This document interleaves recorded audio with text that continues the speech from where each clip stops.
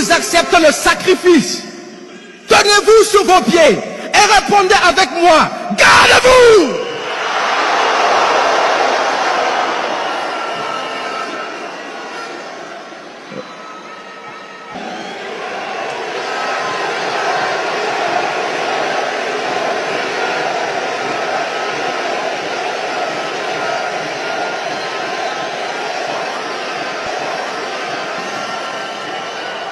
Ce jeune patriote a réussi à faire sourire capitaine Ibrahim.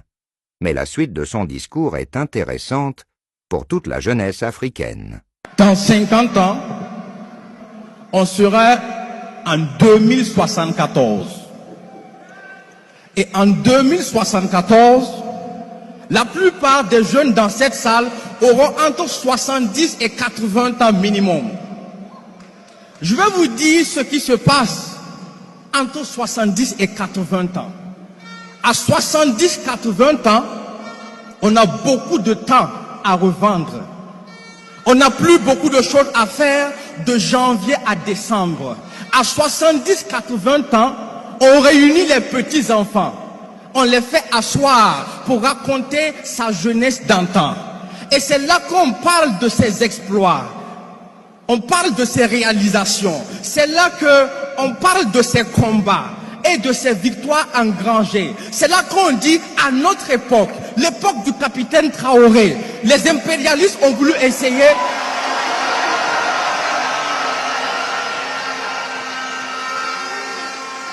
Les impérialistes ont voulu essayer, mais nous les avons empêchés. C'est là qu'on sort les cicatrices.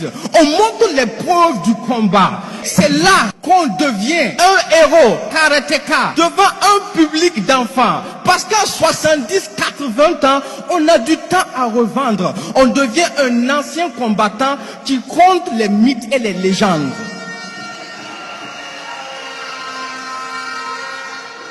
Mais à 70-80 ans, on regrette ce qu'on a raté.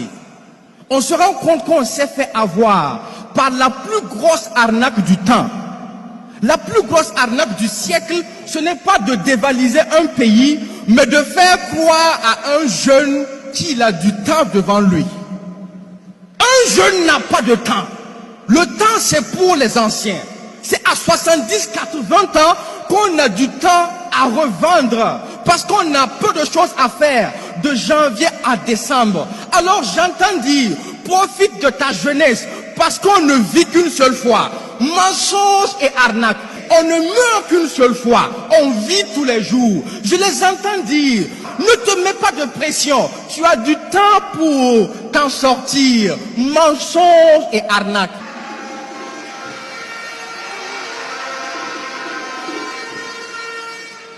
C'est comme ça qu'ils ont voulu combattre la jeunesse africaine.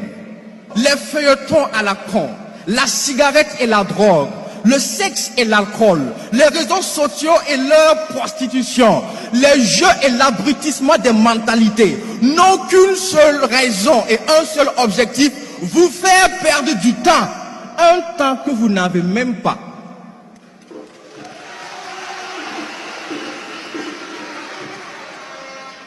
Parce qu'ils savent que l'Afrique est jeune et qu'un jeune est invincible. Mettez un jeune sous la pluie, dans la neige, il réussira quand même si vraiment il le décide. Malgré le virus qu'on a téléguidé en Afrique, les jeunes l'ont avalé et digéré. Et finalement, ce sont leurs propres vieillards qu'ils ont enterrés par milliers. Alors croyez-moi, le plus grand regret de l'Occident, c'est d'avoir une population vieille. Alors oui, ils savent que l'Afrique est invincible à cause de sa jeunesse. Tant que cette jeunesse reste éveillée et prend ses responsabilités. Donc, si on ne peut pas vous vaincre, il faut coûte que coûte vous faire perdre du temps. Du temps que vous n'avez même pas.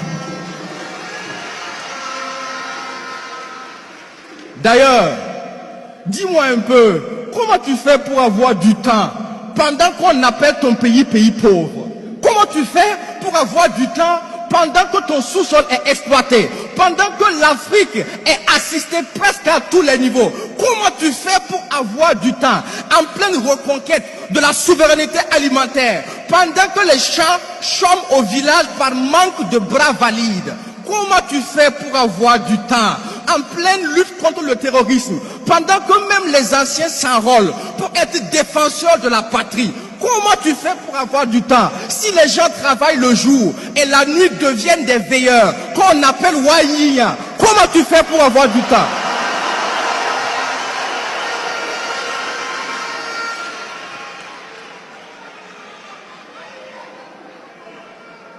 Comment tu fais pour avoir du temps en pleine refondation pendant que tu as Made in China sur ton t-shirt et ton caleçon?